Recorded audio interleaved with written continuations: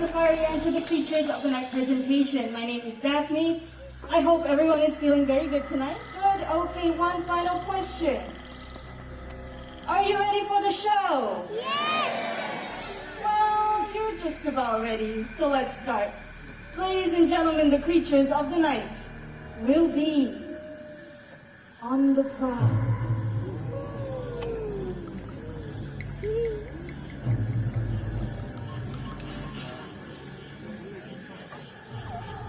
Circling in the sky. The turkey vulture uses its powerful sense of smell to detect carrion. Once it has found a carcass, it will rely on other birds and animals to help to tear it apart and will stop eating only once the carcass has been stripped to the bone.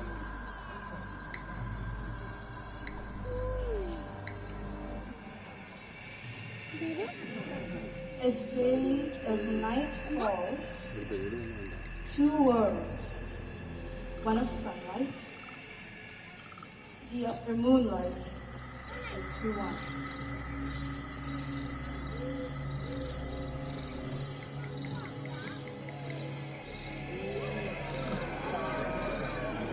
Animals like the white raccoon search for their favorite foods. Digging with his dexterous paws, he looks for some of his favorites, such as insects, worms, snails, and even eggs. This is Toffee, our white raccoon for the night. Once satisfied, he'll return to his home in the trees, where he will settle in for the night.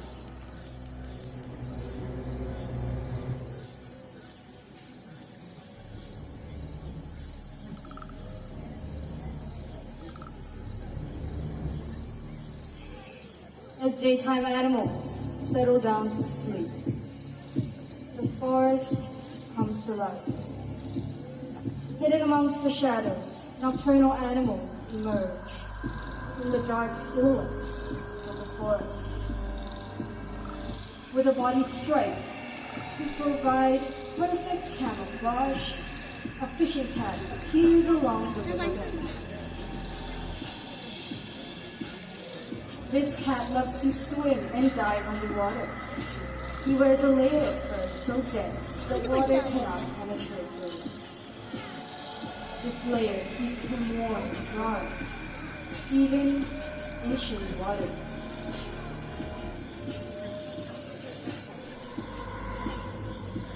two cats are rapidly disappearing due to habitat loss and poaching. They deserve our protection before these quiet hunters disappear forever.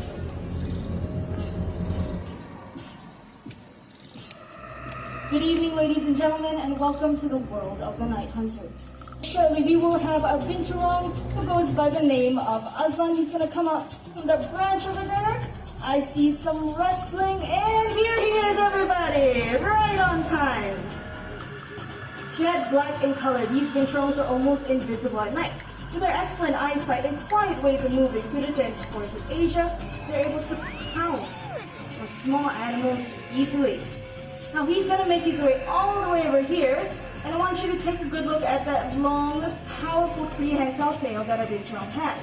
That tail is strong enough to support his entire body weight and enables him to hang on branches just like this. There we go. Very well done. Aslan, our Juron.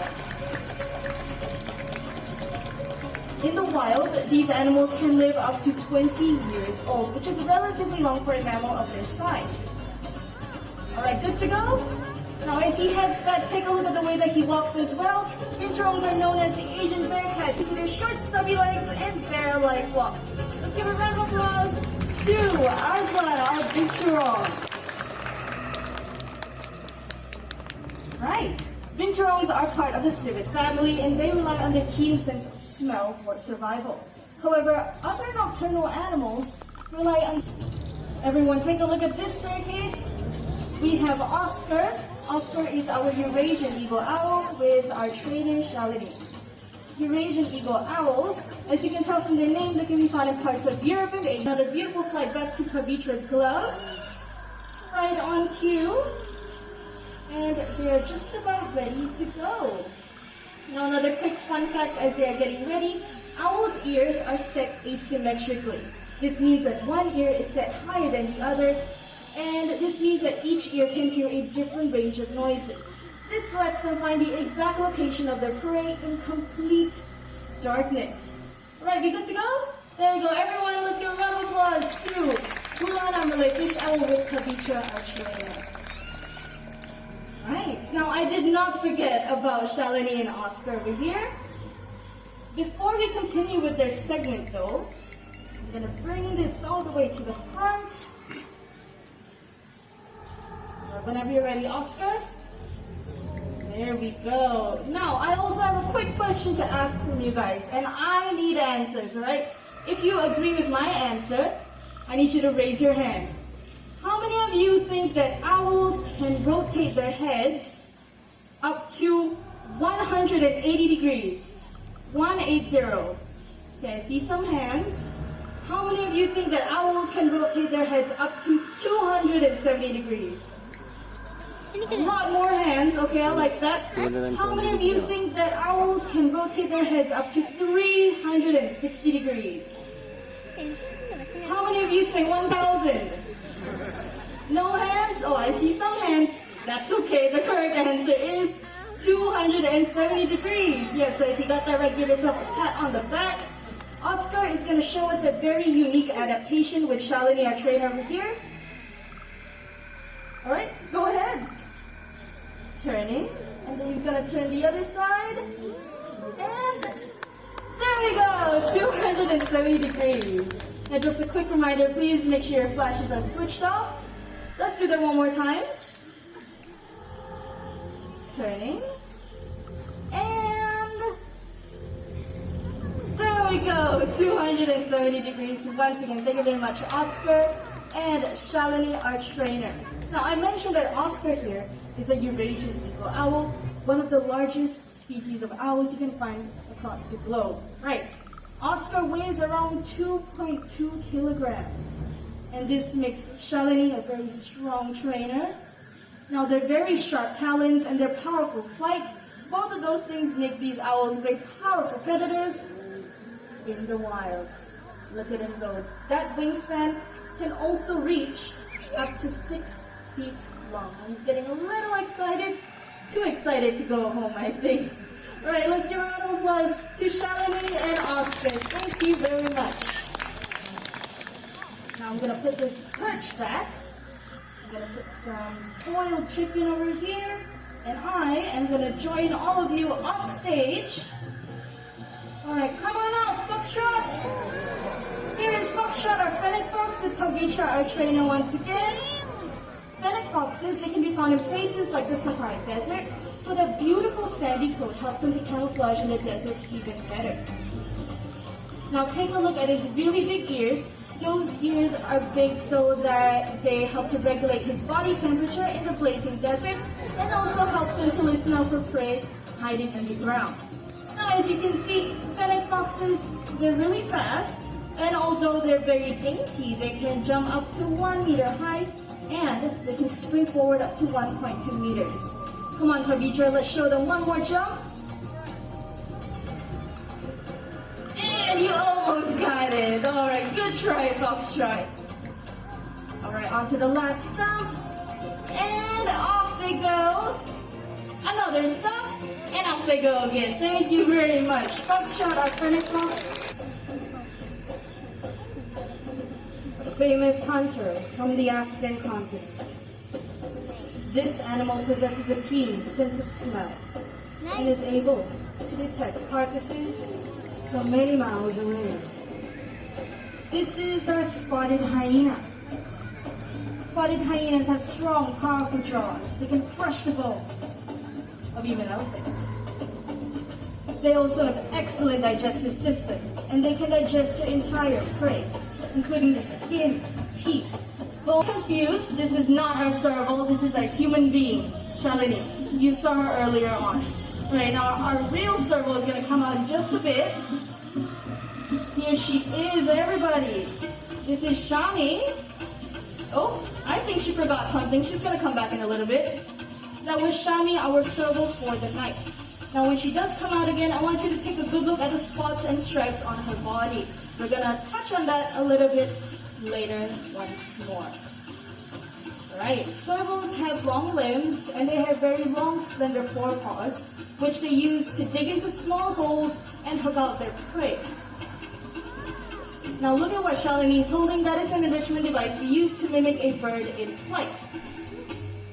Now this enrichment activity gets our servals or our cats to be active both mentally and physically, and helps them to demonstrate their natural hunting behaviors, such as pouncing, leaping, and swiping with her forepaws. Look at Shami go. Come on, Shami, and you got it. Very well done. Thank you, Shami and Shalini, our trainer. Now, those of you with cats, yes, no, yes. Well, those are called ocelli. Hold on. Excuse me. You saw him earlier on, right? This is Toffee. Well, you know what? Since you're here, can you please help me open up this bottle? Here, behind you. Thank you. Thank you very much. Now, Toffee is a white raccoon. White raccoons have very dexterous paws. This just means that they're very good with their hands. So it's very easy for them to open up snail shells, crab shells, and bottle lids. Just like that. Good boy, Toffee. You want to say bye? Toffee? You know what? He's a very busy raccoon, right? So I'm going to take this back. Save the environment. This is my very noisy recycling bin and my very noisy colleague, Darren, over there. Thank you very much. Now, baleen bubbles are our Asian small-clawed otters, the smallest species of otters in the world, and they're going to show us just how to recycle these items. Here they are, with Pavitra once again. Wow. Okay, Bubbles, you're my team. Tin cans. Drop it in. Come on. Push it in. You got this. Bubbles, recycling, not juggling, okay? Push it in. Come on, I think she needs some encouragement. Bubbles, you can do this. Drop it in. In the wild, in the fragile environments that they call home. What you do makes a difference, and you must decide what kind of difference you want to make. Because the greatest threat to our planet is the belief that someone else is going to save it for us. Thank you all for joining us here, the Creatures of the Night presentation. I hope you all had an amazing time. My name is Daphne. This is Darren. This is Rainbow, our great horned owl, and our songman for tonight is Ashikin. Thank you, take care, and good night.